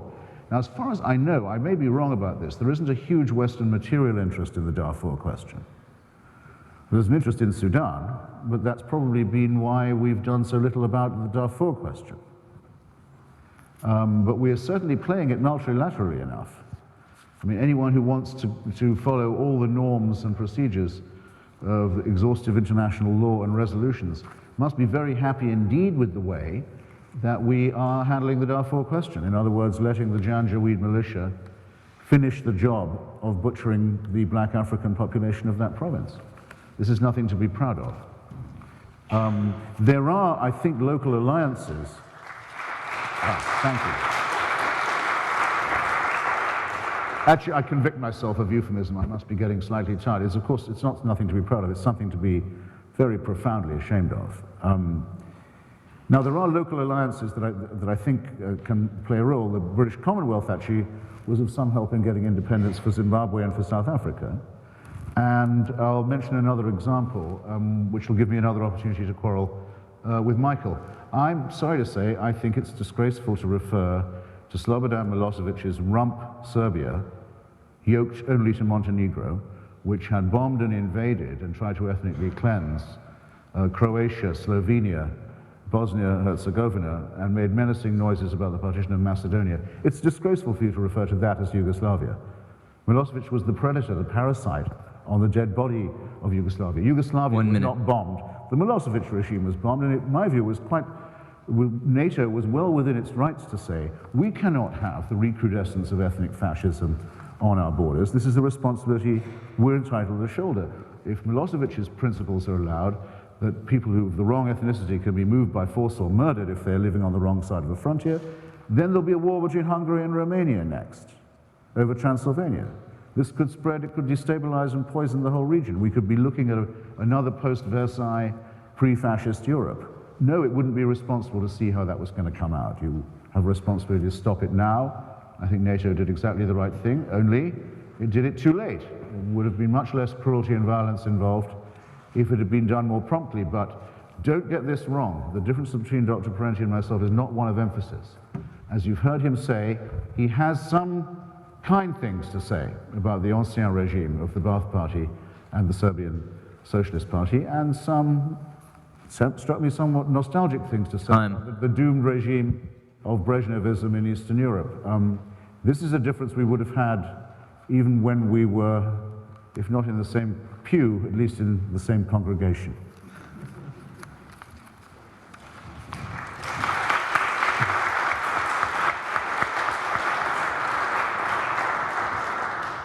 Mr. Hitchens, given your 4 criteria for intervention, and given that many countries fit this description, and given this nation's scarce resources, both in terms of military manpower and financial resources as well, can't the argument be made that we as a nation should go after countries that pose more of a danger in the future versus whose past actions can be more despised? Because it appears now that Iran was more of the danger, and that quite the contrary of being deterred, it seems that they're more enabled by the fact that we are mired in Iraq. So what do you have to say about this consequence? You say that many countries meet all 4 of these conditions. Did I understand you correctly? Would you mind specifying a couple to me? Well, Iran, for example. No. Iran has not violated the Genocide Convention, nor has it invaded any neighboring country. Okay, suppose... Those are 2, I would say, quite large exceptions out of 4. So aggression... Oh, the question was. You mumbled also. Apologize. Apologize more. Speak up and see if you can produce any other regime that violates all 4 of the conditions I mentioned. So are you saying that we shouldn't intervene in... Well, make the question known to the audience first, and then I'll give you my answer. My question is that if we're to follow these 4 criteria for aggression, we have limited resources to pursue all nations that should be pursued. Shouldn't we pursue the ones that are more of a danger in the future to us as a nation? Well, I'm still, okay, that's audible to all. Okay, if it's intelligible to you, it isn't to me. I'm awfully sorry to say. I mean, I don't know what example you have in mind where these scarce resources might have been better employed. Iran has not invaded neighboring countries. It's been the victim of invasion. Actually, the Iranians have been on the same side as we have been against Saddam Hussein, against the Taliban, and against Milosevic. They've not violated the Genocide Convention. It's pretty clear to me they've been cheating on the NPT, but that's only been found out because of the tremendous non-proliferation knock-on effects of the invasion of Iraq, which, if you notice, as well as disarming Iraq itself and certifying it as disarmed, got Libya to capitulate and hand over all its toxic and fissile stocks. They're all down to lock and key in Oak Ridge, Tennessee. From those stocks, it was possible to walk back the cap to the A.Q. Khan nuclear Walmart in Pakistan and to find out the Iranians in the cheating that they've been doing, which is our main quarrel with them now. It's true that the Iranians sponsor international gangsterism, and I think should be made to pay for it. We know the names of the Iranian ministers who blew up the Jewish Cultural Center in Buenos Aires, who sent death squads to Berlin to kill the Kurds meeting in the Mykonos restaurant, who tried to kill Salman Rushdie for writing a novel, and many other things. I think that shouldn't be without cost, but you can't really invade a country just for that.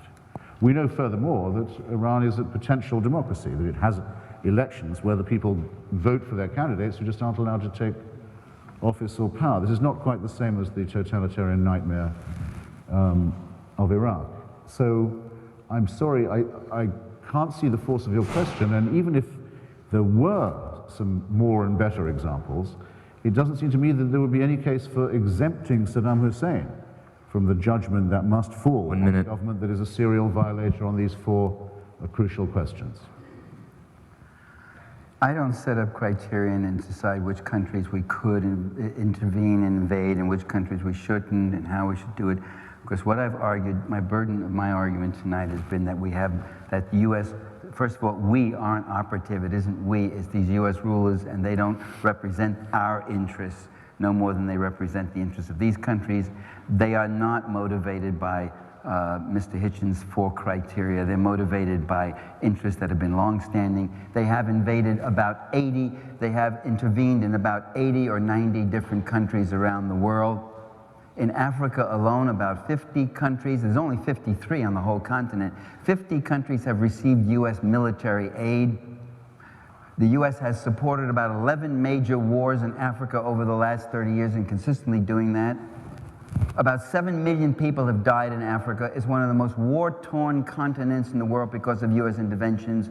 And to sit there with a presumption and say, well, who should we invade? Who should we invade? Who should we not? No, Iran maybe qualifies for one of those criteria, but not the other three, or maybe none of them at all. And to do that kind of game is to overlook really the huge picture and the terrible crimes that have been perpetrated.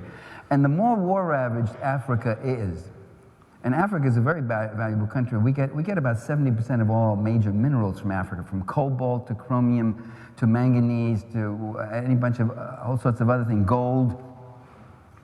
To not see that the more war-ravaged these countries become, the more torn apart they are by U.S. interventions in part. It's not the only, I'm not saying that's the only factor. The poorer they are and the more willing and ready they are to sell their resources and their labor at pitiful prices. And that's the goal. The goal is to keep the world poor. The more hungry, the more impoverished you are, the harder you will work for less and less. And that's the goal of this administration, the reactionaries in this administration today. The reactionaries, they're not conservatives. A conservative is somebody who resists any kind of egalitarian changes because he wants to maintain his particular privileges. These people aren't resisting change. They are vigorously pursuing changes. They are reactionaries. Their goal is to get us back to 1900. Why do you think that Americans don't work for 17 cents an hour the way people do in Haiti or Indonesia? Is it because we're so much more self-respecting? No, it's because we have reached a stage of historical struggle where we don't have to do that, and the goal is to get us back. In 1900, the United States was a third world country, half a century before the term had been invented. We had typhoid epidemics in eastern cities. We had mass underemployment. We had hardly any public education to speak of. There were almost no human services. The human services consisted of a soup kitchen in the back of some church, maybe, Salvation Army or something like that. And people did work for subsistence wages. And that's where they'd like to get us back. Not just the Africans, not just the Middle East, not just any place else. The goal is a class victory. The goal is to get you working harder and harder for less and less, which means more for them. To get rid of these bad habits of you thinking you have a right to a paid vacation, to job security, to health care, to environmental protection, all that stuff. All the money spent on those stupid things is one less dollar that goes into my pocket. And so the goal is to make the world safe for the Fortune 500. Not just economic plunder and money as such, but it's a whole class society and system. And it's 1 a minute. global one. You could have a minute. I finished. Thank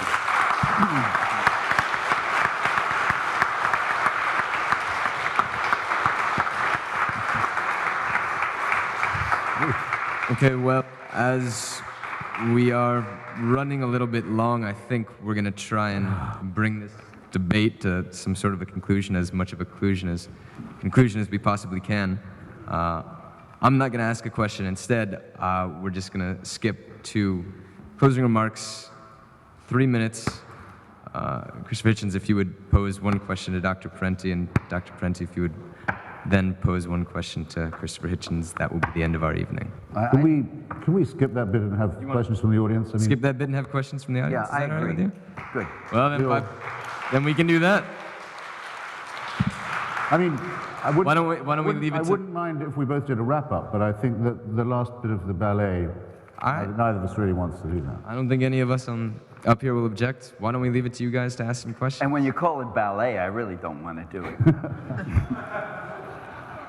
Christopher, why don't you ask the first question? Go ahead. I thought I was being asked questions. Well, by the audience. Why don't you call on the first audience member? Oh, well, how would you know I hadn't planted somebody? You call on them. Call. No, it's invidious. Wow, we're just making this complicated, I aren't we? should call on somebody. Okay, the nearest one.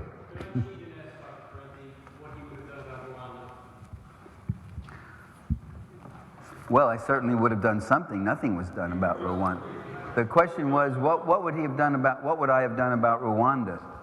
I certainly would have. I certainly would have tried to get together a multinational peace force to stop the massacre and slaughter. Definitely. And then I would have gotten out. I wouldn't have tried to. I wouldn't have bombed. I tell you what I wouldn't have done. I wouldn't have bombed the whole country, and I wouldn't have made a massive invasion, and I wouldn't have stayed there for 2 years, declared victory, and talk about our noble cause. That's all I'm going to say. Dr. Parenti, you want to... why don't I just call on people? Yes. Call on. Why don't you? Okay. If you see a Go ahead, the fourth row, yeah. You point into yourself. Knock yourself out.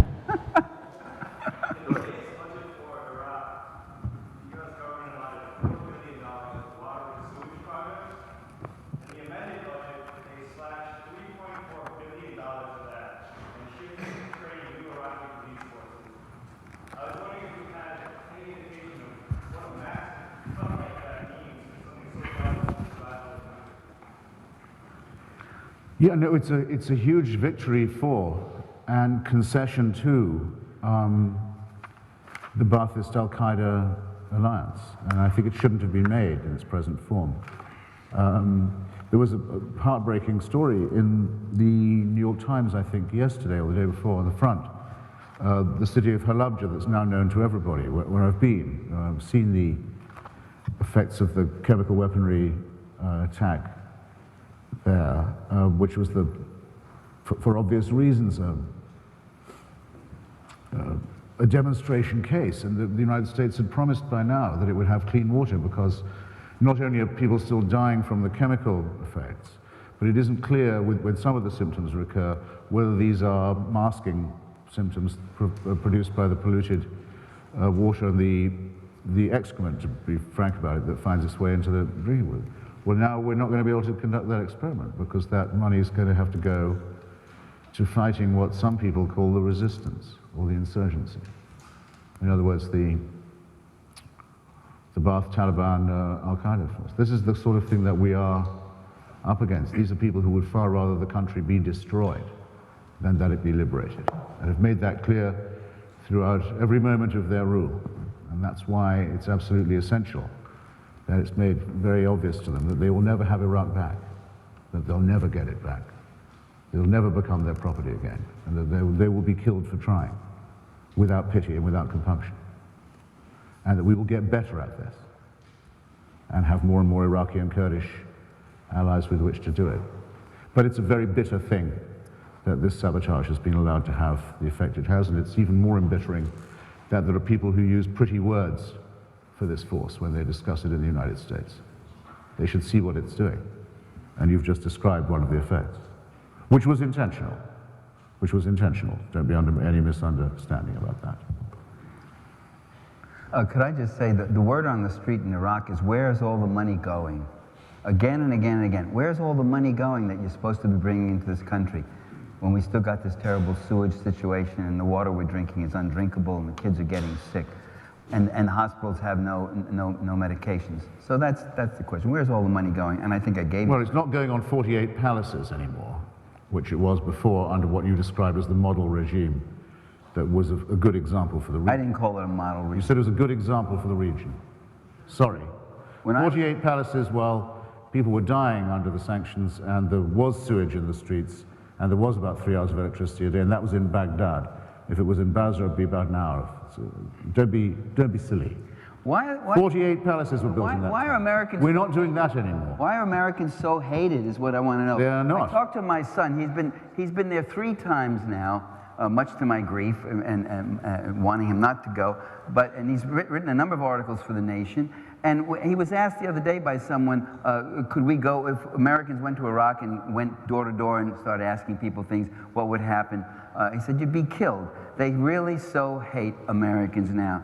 So many of them. They are really so fed up. They've seen so much death and destruction. They don't want us there. You know, you may have a good goal, but if the methods become so brutalized, and I don't think it is a good goal, you may have a good goal, but I don't think the guy in the White House has your goal, Christopher.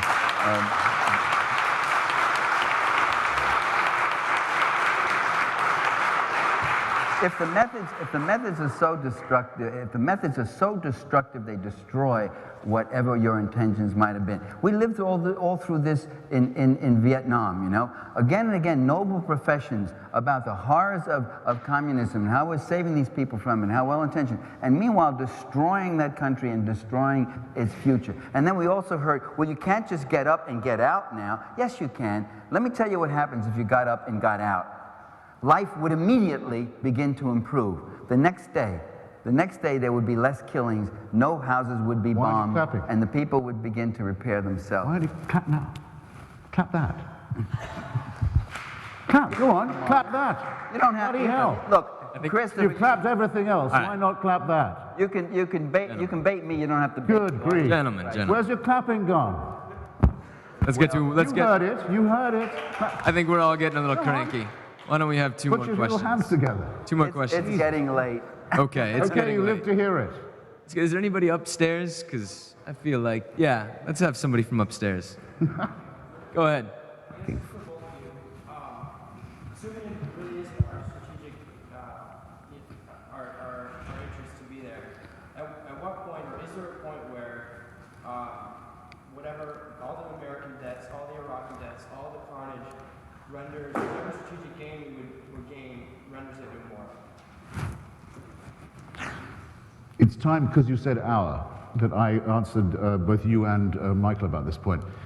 Because I agree with him that one must be careful about saying our and we, especially where a state or a superpower is involved. And there is a lot of concern about the United States becoming a unipolar or hyperpower empire. But I just feel that that concern has to be qualified a little bit. In the actual world, the alternative superpowers or potential coalitions of superpower are Vladimir Putin's Russia, the liberator of Chechnya, the mafia state, combining probably now in its form the worst of capitalism and the worst of collectivism in its politics and its society. Aggressive, repressive, racist and bigoted state, corrupt and bankrupt. China, which actually is sucking all the spare capacity out of the Asian market and beggaring what used to be garment industries in, for example, Sri Lanka. China will now outbid and undercut any market with its mass dumping strategy, and is not by any means a democracy, and threatens both Vietnam and Taiwan while occupying Tibet, or perhaps some coalition of European Union countries. Let's take, for example, Mr. Chirac, who bombs French colonies in West Africa, including in Central Africa too, because he supported the intervention on the side of the genocide in Rwanda, uses force in West Africa every day without consulting the United Nations, conducts open-air nuclear tests in the Pacific and represses the Polynesians who campaign for it, has had to run for his own presidency in order to preserve his immunity from prosecution on very grave charges of corruption, which I am convinced, if investigated, would explain why he always had Uday and Qusay Hussein for holidays as his personal guest. These are the choices we have, and we have to be realistic about them. That's on the question of our interests. If you say, at what point would the cost in Iraq become too great, I would say that no such point could possibly arise. The battle's been opened now in the region. We know that there are democratic forces who have been released and are beginning to burgeon and show themselves from Beirut to Cairo. Tomorrow it will be Tehran. We've taken our side with them. Others are neutral. Others have taken their side with the forces of totalitarianism or jihadism. Those forces cannot be allowed to triumph at any cost. And it's not just a duty to destroy them, but in some ways rather a pleasure.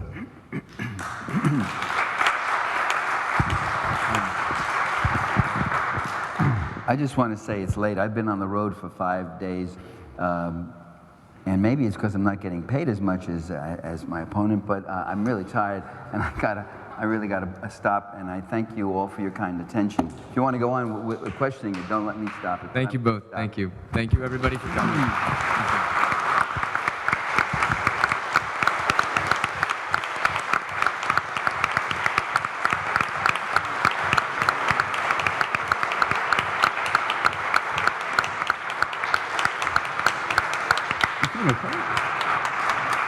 Are you okay?